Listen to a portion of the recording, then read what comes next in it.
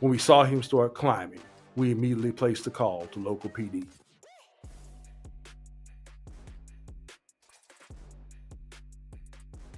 Once PD arrived, we received a phone call and guided them to the last known location of the individual. The officer we spoke to earlier told us the suspect was attempting to steal the copper wiring out of the solar panels on the roof. The officer said they arrested the suspect behind the storefront after coaxing him down from the top of the building. Due to the quick response time of our monitors and prompt arrival of the police, we were able to stop this thief in his tracks. This is another example of the immediate impact StopIt Live's video monitoring has on keeping properties safe and secure.